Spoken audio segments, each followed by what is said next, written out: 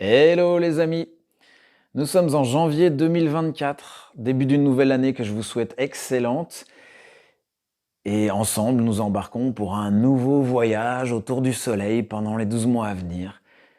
Et j'avais envie de partager un truc que j'observe ces derniers temps, c'est qu'il me semble rencontrer énormément de personnes fatiguées, épuisées, démoralisées et avec une santé qui est chancelante comme ça.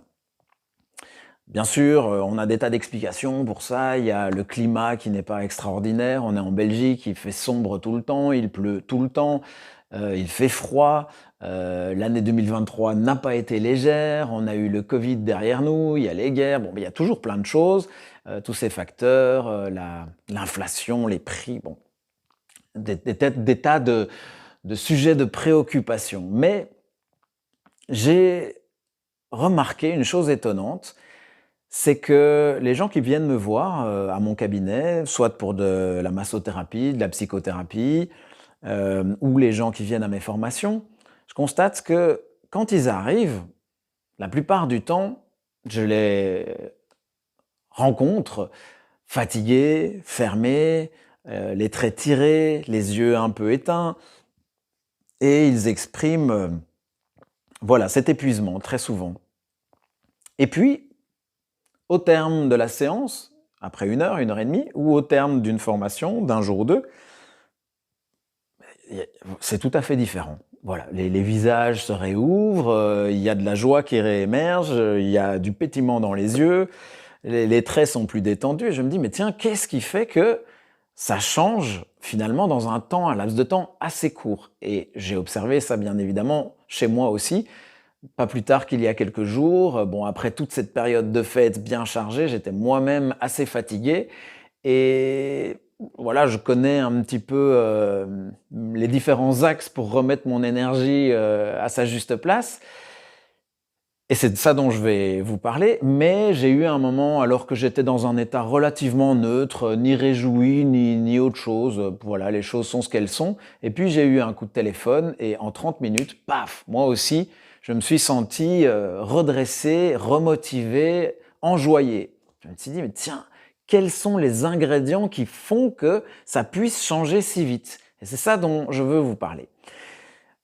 Mais posons des bases, pour être sûr qu'on est d'accord et qu'on parle de la même chose.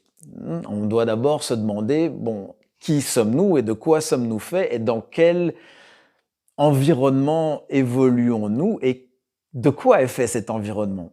Alors moi, je ne trouve que 2 choses. En allant vraiment dans la profondeur, je trouve de l'énergie et de la conscience. Nous sommes de l'énergie, le monde est de l'énergie, tout l'univers est de l'énergie. C'est comme un océan d'énergie qui prend différentes formes. Un coup c'est un arbre, un coup c'est un animal, une pierre, une planète, un être humain, un os, une cellule. Bon, voilà. En gros, on a de l'énergie qui prend des formes, des molécules, des atomes qui s'assemblent et ça donne ce que nous appelons le réel, l'expérience que nous vivons. Mais entre ce qui est à l'extérieur de nous et enfin, qui semble à l'extérieur de nous et ce que nous sommes, c'est la même matière et en dessous de cette matière, c'est la même énergie. Et cette énergie, pour moi, elle a 2 caractéristiques, l'intelligence et l'amour. Pourquoi? L'intelligence, si on prend, nous, les êtres humains, eh bien, on a réussi avec, les technologies, la recherche, les essais-erreurs, on a réussi à faire des tas de choses incroyables comme par exemple, disons, une voiture. Quand nous, les humains, on arrive à extraire de la terre des ressources et à construire une voiture, ouais, on est tous d'accord qu'on estime qu'il y a de l'intelligence dans le processus. Donc je trouve que c'est réglo de se dire que, quand on observe l'univers et toute la complexité, la beauté des agencements, des équilibres, bon, on peut dire qu'il y a quand même de l'énergie, hein, de l'énergie pardon, de l'intelligence. Et cette intelligence, elle va avec l'énergie, elle guide l'énergie. Et puis je parlais d'intelligence et d'amour. Pourquoi l'amour? Bah, c'est simple, quand on observe dans notre vie, dans notre monde, sur notre terre, qu'est-ce qui pour nous est le symbole de l'amour? C'est la mer. la mère qui nourrit son enfant, qui s'occupe de son enfant. Elle pourvoit à tous ses besoins pendant tout ce laps de temps où il n'est pas encore capable, et même après, en fait, toute sa vie, mais en tout cas, pendant les années où il n'est pas capable d'être autonome, il faut beaucoup d'amour, beaucoup de temps, beaucoup d'énergie, beaucoup de patience, et tout ça, la mère le donne, et on dit souvent que c'est donné de façon inconditionnelle. Bien sûr, cette façon générale, dans des cas particuliers, ça se passe parfois différemment. Donc, nous qui recevons absolument tout, de l'oxygène, de la lumière, des aliments, des médecines par les plantes, les plantes sont là pour nous guérir, c'est quand même incroyable. On reçoit des expériences aussi, on reçoit la beauté, enfin, on reçoit tout. On reçoit absolument tout. Là, ça me fait rire quand j'entends des gens qui disent je me suis fait tout seul. Qu'est-ce que ça veut dire, je me suis fait tout seul? Il a fallu recevoir tellement de choses données par des êtres humains, données par la vie elle-même, que non, c'est impossible de se faire tout seul. Donc voilà, bref, là on a l'énergie qui a deux caractéristiques, amour, intelligence, et waouh, cerise sur le gâteau, on a aussi de la conscience pour être témoin de tout ce qui nous entoure et de toute cette expérience. Et pour moi, ce qui fait qu'on va glisser vers la fatigue, l'épuisement, l'abattement, ou au contraire en sortir et revenir dans la vitalité, la santé et la joie, c'est une question de robinetterie. Quand nous vivons une journée, à plein de moments, à tellement de moments, on se crispe, on se ferme, on se tend, on résiste, parce que les événements ne correspondent pas à nos attentes, parce que on éprouve des frustrations, parce que les choses ne vont pas comme on le souhaiterait. Et ça, c'est voilà, moi, simplement on prend sa voiture, on va au travail, bon, ben voilà, le feu rouge, quelqu'un qui passe devant, on est en retard, bon. Et c'est tout au long de la journée, et c'est tous ces événements qui viennent nous. En fait, ce sont pas les événements qui viennent nous fermer, ou c'est nous qui nous fermons parce que nous les prenons comme ça, nous réagissons en fait. Et à force de se crisper, de se fermer, c'est comme si on fermait progressivement le robinet de l'énergie. Parce que l'énergie, en fait, elle nous traverse. Nous sommes l'énergie, il y en a partout autour. Enfin, on est dans un océan d'énergie qui nous traverse, et quand les robinets sont ouverts, ça passe et tout va bien. Tout reste en harmonie. Et puis, au fur et à mesure qu'on réduit le débit, ben, il y a de moins en moins d'énergie et ça commence à coincer.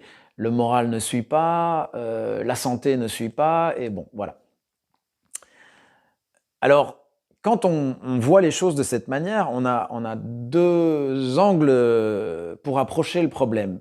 Soit on évite de fermer le robinet, soit régulièrement on vient vérifier qu'il est bien ouvert, et s'il n'est pas complètement ouvert, on le réouvre. En fait, c'est pas vraiment on le réouvre, c'est on le laisse se réouvrir quand on fait l'expérience de ça.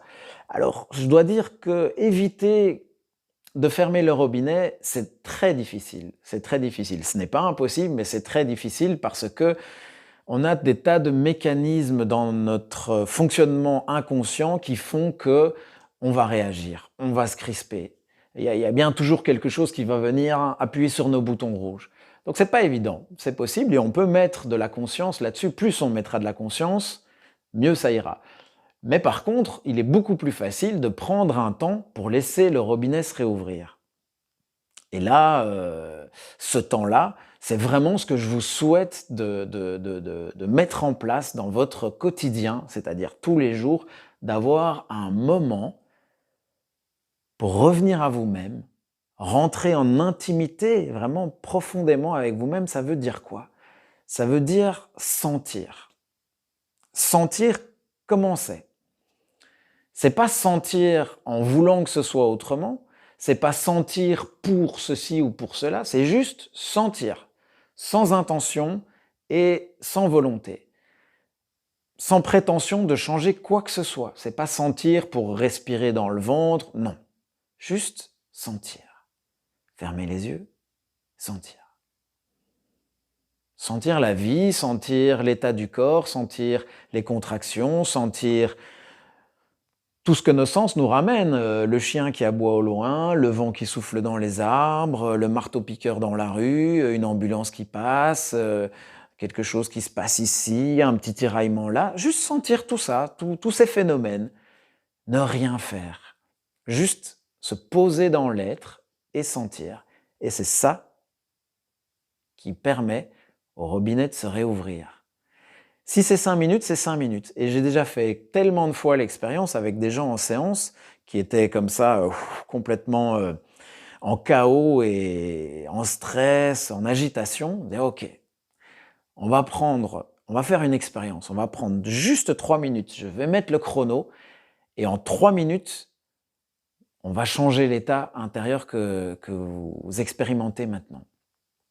La personne ferme les yeux et simplement avec la voix, je la guide dans ce que je viens de vous dire. Bon, on va à l'intérieur, on se met en réceptivité. C'est accueillir la vie en soi, c'est accueillir l'énergie, intelligence et amour en soi. Et hop, ça commence à circuler. C'est comme l'eau en fait, c'est exactement comme l'eau. L'eau, quand elle a un peu difficile à passer, elle se fraye un petit passage, et puis ça s'agrandit, et puis encore, et encore, et à un moment, ça passe librement. Voilà, c'est ça. C'est ça, en fait, la solution, et c'est ça qui se passe quand j'ai des personnes en séance ou en formation, parce que il y a un cadre, le cadre est sécurisant, donc on peut déjà se relâcher un petit peu. On est pris en charge par ce cadre, donc on se relâche. Il y a quelqu'un en face qui est bienveillant, du moins c'est ce que je crois quand je suis en face des gens, qui est bienveillant, qui est à l'écoute et qui offre un espace pour se déposer. Voilà, mais cet espace, ce cadre, chacun de nous peut le créer quotidiennement. Ça peut être fait n'importe où en fait. Et c'est ça qui est fantastique. Et c'est tellement simple que parfois ça devient difficile de le toucher. C'est extrêmement simple de n'importe où revenir à l'intérieur de soi et être en réceptivité. Parce qu'on est tout le temps dans l'action. Bon, voilà. Après, ça c'est le côté facile. Pour jouer sur l'autre pan plus difficile, c'est-à-dire d'éviter les crispations, les fermetures tout au long de la journée, là, il faut complètement changer son mindset, comme on dit en anglais, son état d'esprit. On base notre rapport au monde sur une erreur fondamentale qui est il y a le je, il y a le moi et il y a le reste. Je suis séparé du reste. Je fais ceci, je me suis fait tout cela. Je me suis fait tout seul, comme je disais tout à l'heure, ou on m'a fait ci, on m'a fait ça. Et en réalité, c'est pas du tout comme ça. Déjà, il n'y a pas de jeu, mais bon, ça peut paraître très abstrait quand on le dit comme ça, mais si on réfléchit à ce niveau où tout est énergie, on n'est pas différent de tout ce qui nous entoure. On n'est pas différent en termes d'atomes ou de ressources fondamentales, cette énergie. On n'est pas différent de l'arbre, on n'est pas différent de la pierre, on n'est pas différent de notre voisin, on n'est pas différent de rien en fait. C'est un tout qui prend des formes, mais c'est pas nous qui créons ces formes. C'est la vie, c'est l'énergie, c'est cette intelligence qui va avec l'énergie, c'est cet amour qui sous-tend tout ça. Nous, on fait quoi? On reçoit en fait, on reçoit. Et quand on accepte de recevoir et que ça nous traverse, ben, il y a quelque chose à donner. C'est pas nous qui donnons, il n'y a pas un jeu qui donne. Hein, c'est pas nous qui avons été chercher et fabriquer et matérialiser l'eau, l'air, le soleil. Non. Et tout ce que nous mangeons. Alors, on laisse passer. Et si on arrive un petit peu à prendre du recul par rapport à ce jeu et à se rappeler qu'en fait nous ne faisons rien, c'est juste la vie qui fait à travers nous.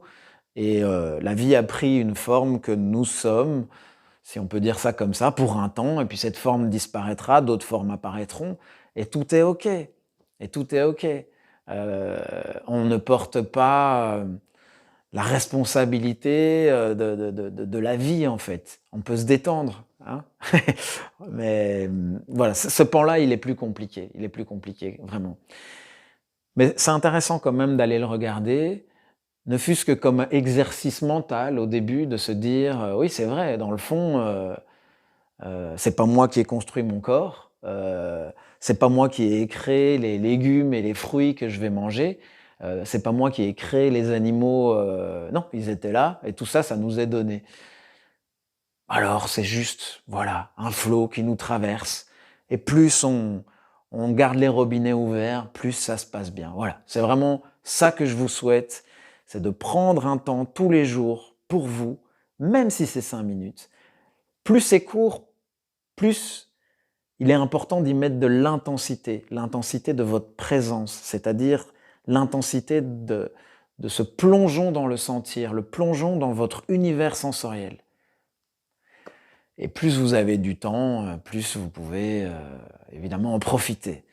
Mais commencez peut-être par 5 minutes, et puis si c'est facile, peut-être 10 minutes. Et puis c'est cool de faire ça le matin avant d'entrer vraiment dans l'action de la journée. Ça va teinter tout le reste de la journée, et le soir, quelques minutes avant de s'endormir. Ça va aussi complètement transformer l'expérience de la vie nocturne. Voilà, j'avais envie de partager ça avec vous. Et je vous souhaite, voilà, beaucoup d'intimité avec vous-même, de bien ouvrir grand vos robinets parce que nous avons besoin d'amour.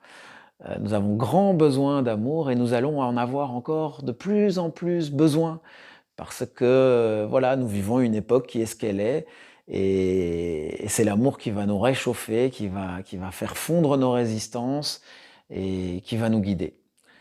Je vous souhaite une très belle année, encore une fois, 2024, et on se revoit très vite.